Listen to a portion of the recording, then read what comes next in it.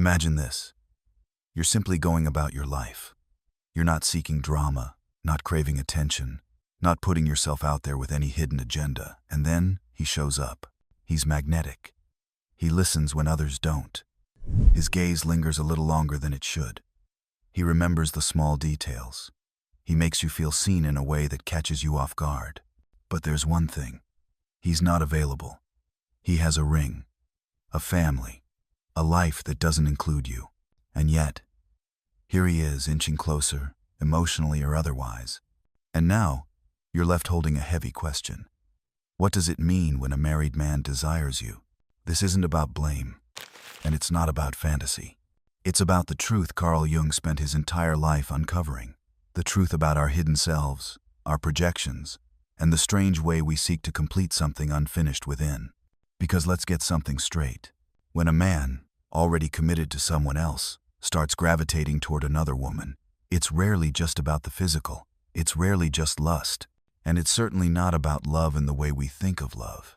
Jung would say, it's about a fracture in the psyche, a longing that has gone unnamed, unacknowledged, perhaps for years. A man like this is not just chasing you. He's chasing a feeling he once had or believes he should have had. Something vibrant, something alive, something mysterious, something missing. You see, in Jungian psychology, this isn't a story of two people falling in love. It's the story of a man projecting his inner anima, his unconscious feminine image, onto a woman who happens to spark it. You may remind him of something he doesn't even consciously remember. Not a person, but a feeling. The way the air used to taste when he was young. The way hope used to sit in his chest before life buried it. You, unknowingly, become a mirror, not of who you are, but of what he has lost. And that's where the confusion begins. Because suddenly, you're not being seen. You're being idealized. You are no longer a person. You are a symbol of vitality, of desire, of possibility. And here's the catch. Symbols are easier to love than people. They don't have needs. They don't talk back. They don't disappoint. They glow in his fantasy because they haven't yet collided with his reality. So he leans in, not necessarily physically, but emotionally. And you feel it, the energy shift, the attention, the hunger. And because you're human, your body reacts. Your emotions respond. Your heart starts to open, maybe just a little. And then you begin to wonder, did I do something? Did I invite this? Let me stop you right there. No, your energy is not the problem. But your energy might be resonant with something he's missing. And when that happens, don't mistake resonance for responsibility. You didn't cause the crack in him. You just walked by it, and the wind of your presence happened to whistle through. A man who is truly whole, spiritually aligned, and emotionally integrated will feel attraction like anyone else. He may even feel the gravitational pull. But he will contain it. He will not act on it. Not because he's immune to desire, but because he honors his integrity. Because he knows the damage that comes from stepping into something when you haven't cleaned up what you're already in. So when a married man makes a move, not necessarily through words, but through emotional intimacy, subtle gestures, loaded compliments, understand this. He is not offering you love. He is offering you his fragmentation.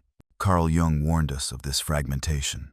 He spoke of men who live only at the surface, wearing smiles in daylight, but following shadows by night. They have not looked deeply into themselves. And when we don't know ourselves, we search for ourselves in others. He may see in you something that feels like home, but that doesn't mean he's ready to live there. And now you're in the triangle. Maybe not physically. Maybe it's just thoughts, glances, messages, and dreams. But you're in it. And it feels dangerous, exciting, and confusing. Your heart starts writing its own story. Maybe he's not happy at home. Maybe I'm different. Maybe this is real. But that's the trick the mind plays when the body wants to believe. Because here's the harder truth. A man can seek emotional depth without being prepared for what that depth demands. He can crave your energy without being able to honor your needs. He can admire your soul and still run from his own. He can want you not as a partner, but as a portal, an escape hatch from the prison of his own unprocessed life. And here's what that looks like. He wants your softness, but not your sadness. He wants your admiration, but not your expectations. He wants to bask in the light you shine, but not stand beside you when you flicker. And you, unknowingly, begin to believe that this must be special, because why else would a man risk everything? But here's what Carl Jung understood. Anything born in the unconscious, anything that begins in secrecy or suppression, must eventually be brought into the light, or it will destroy both the one who seeks and the one who gives. In other words, what starts in a shadow always drags the truth behind it. So no, this is not about your worth.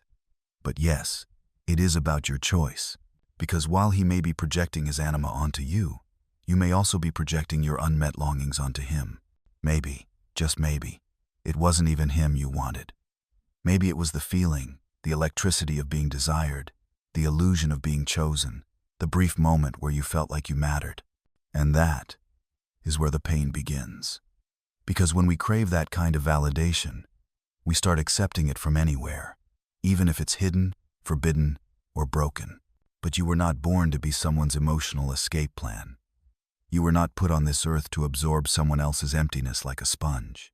And when he says things like, "I've never felt this before," or "She doesn't understand me like you do," don't assume that means you're different. It might just mean he hasn't faced himself yet, because these aren't always lies. But they aren't always truths either. They are distortions, desperate attempts to feel alive again, to reawaken something dormant without having to do the work. And the question becomes, what happens when you want more? When do you ask for clarity? When you say, "What am I to you?" That's when the silence creeps in. That's when the illusion starts to crumble. Because he wasn't building something. He was escaping something. Carl Jung said it plainly. Until you make the unconscious conscious, it will direct your life, and you will call it fate. And that is the most dangerous lie of all, that this was meant to be. So, let's step back. If this isn't about who you are, then what does it mean for you, the woman who's caught in this emotional pull? What does it say about your psyche, your desires? It's tempting to believe that if he wants you, it means something deeply special, that you've unlocked something rare and precious in him. But as Carl Jung warns, we must look beyond the surface where our emotions swirl and deceive us. The truth is, the attraction you feel from him might be more about what you are seeking than what he is offering. Yes, he is projecting his shadow onto you, his unfulfilled need for wholeness, but you are also projecting your unacknowledged desires and insecurities onto him. Jung taught that when we are not fully aligned with ourselves, we end up drawn to people who reflect parts of ourselves that we haven't fully embraced or understood. Maybe it's the feeling of being chosen, of finally being desired in a way that feels different. Maybe it's the need to prove to yourself that you're worth pursuing, even if it's in secret. Maybe, just maybe, you've been so used to putting others first, to being the good woman who sacrifices her own needs, that this man's desire feels like validation, a signal that you matter. But here's the thing. If you're being desired in secrecy, in the shadows, that's not real validation. Real validation doesn't come from stolen moments, from whispers, from the chaos of someone else's unresolved life. Real validation comes from being fully seen in the daylight. It comes from someone who chooses you not because of what they're escaping, but because of who you are. So, if you find yourself pulled towards someone unavailable, emotionally, physically, or mentally, you must ask yourself, what am I truly seeking here? This is the real question, the one Carl Jung would ask if he were standing in front of you right now. What part of you, deep down, still longs for something unfulfilled? What wound, unacknowledged, is driving you to seek comfort in someone who cannot offer the full picture? Jung believed that our unconscious minds were constantly seeking balance. We are drawn to people who reflect the parts of ourselves that we haven't healed or come to terms with.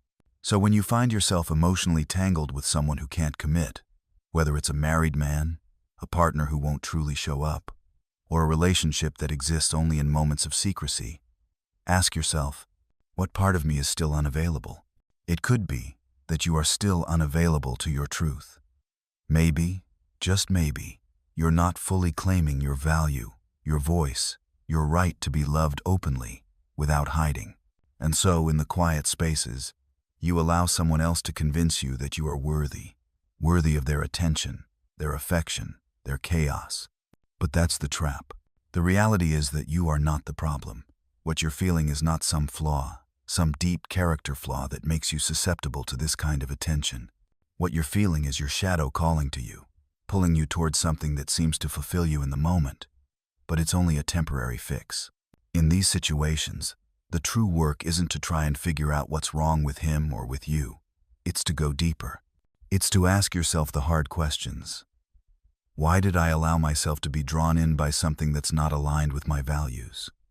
What unmet need was I trying to fill? Jung believed that if we don't confront our shadows, if we don't make the unconscious conscious, we continue to repeat patterns, often without understanding why. The more we push those parts of ourselves away, the anger, the fear, the sadness, the loneliness, the more they show up in the form of other people, in ways that feel confusing and hurtful. The desire you feel, the pull towards someone unavailable, isn't your fault. It's a reflection of what's still hidden within you. And until you acknowledge that, until you understand what part of you is still seeking, you will continue to play out the same emotional drama again and again, with different faces, different settings, but the same unresolved inner conflict. And so, it's not just him who needs to look in the mirror. You need to look in yours, too. What part of yourself is still chasing validation outside of yourself? What part of you feels unseen and is looking for someone to see it? Let's break this down. Jung spoke about the shadow, that part of us that we bury deep down because it's uncomfortable. After all, it's not pretty. He said that we are drawn to people not because of what we consciously want, but because they reflect the parts of us we are not at peace with. So when you are pulled towards someone unavailable, emotionally or physically, it's not just about him. It's about the parts of you that are still locked away. Maybe it's the right to be fully chosen, the right to be seen in the light, not just as a shadow or a secret. Maybe it's the right to be loved openly, without reservation. And the deeper the connection, the more you'll have to confront these truths. Because if he is unavailable, it's not just his shadows you are confronting, it's your own. And yes, you can walk away. You have the power to choose. But first, you need to recognize that you are not broken. You are not incomplete. You are not someone who should be hidden in the margins of someone else's life. Your love and your presence deserve more than stolen moments. Your worth was never meant to exist in secrecy or someone else's pain. Carl Jung said, "The meeting of two personalities is like the contact of two chemical substances. If there is any reaction, both are transformed." But here's the catch.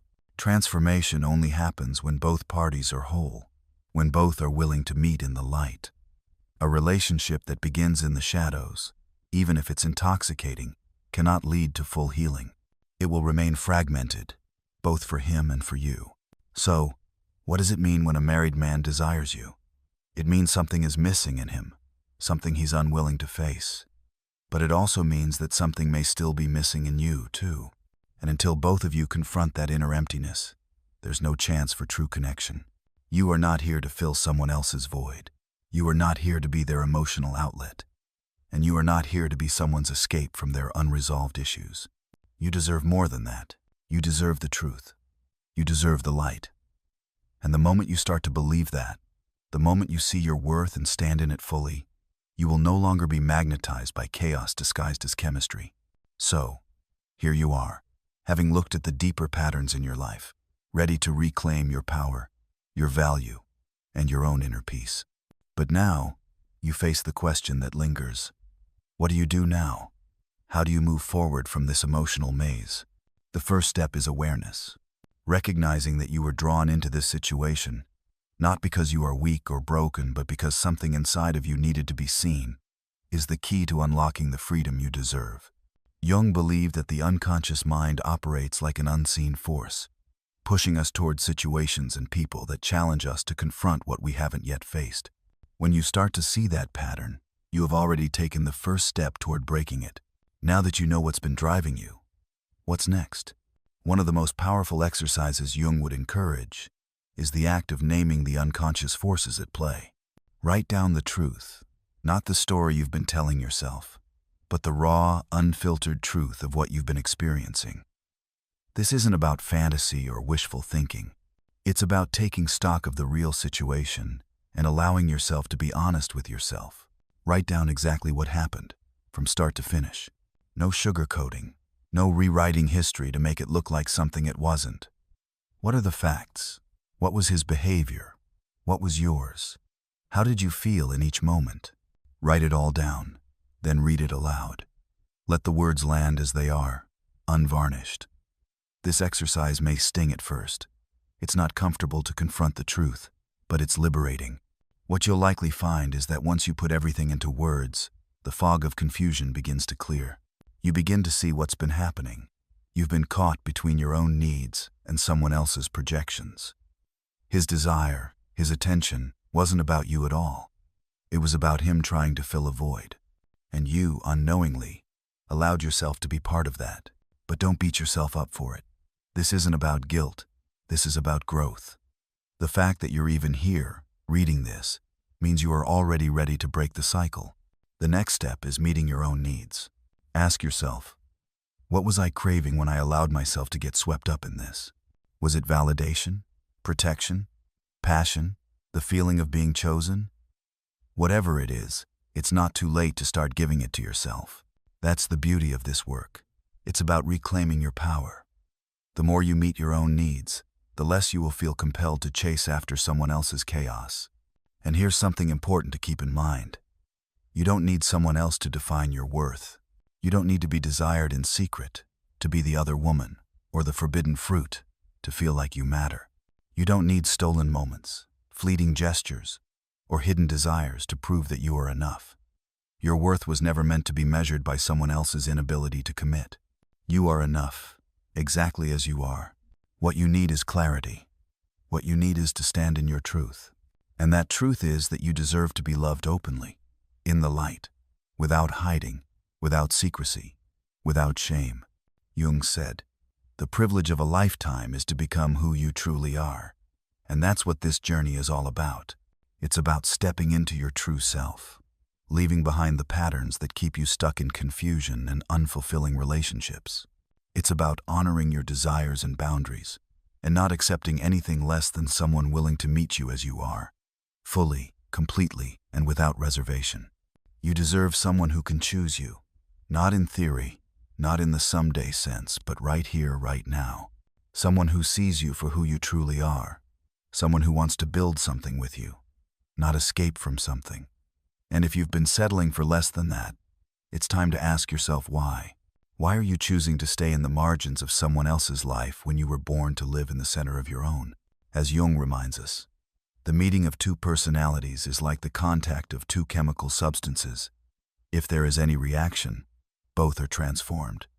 And this is the crux of it. Transformation only happens when both people are whole, when both are ready to show up fully. Half love, half commitment, half presence. None of these will create the transformation you need. They will only leave you stuck in the shadows. And so, as you step away from this emotional labyrinth, remember that your journey is just beginning. The road ahead is one where your worth is defined by your own choices, not by someone else's inability to commit. The deeper you go into this work, the more you will find yourself shedding the need to prove your value through the chaos of unavailable love. This is your time to step into your power. It's time to choose yourself. It's time to stop asking, "Why don't they want me?" and start asking, "Why don't I want me?" Because when it comes down to it, the love you've been seeking was never meant to come from someone else. It was always meant to come from you. And when you finally give yourself that love, everything else will fall into place. You will no longer be a prisoner of someone else's projections or chaos. You will be free to create the love you deserve. And here's the truth. When you learn to love yourself completely, when you step into your full power and self-worth, you will attract the kind of love that reflects that. No more chasing shadows. No more hiding in the margins. Only the light of a love that's open, honest, and real. Now, it's time to let go. Let go of the man who couldn't choose you, and let go of the parts of yourself that you've been holding back. Let your light shine, and watch as the world aligns to meet you where you truly belong.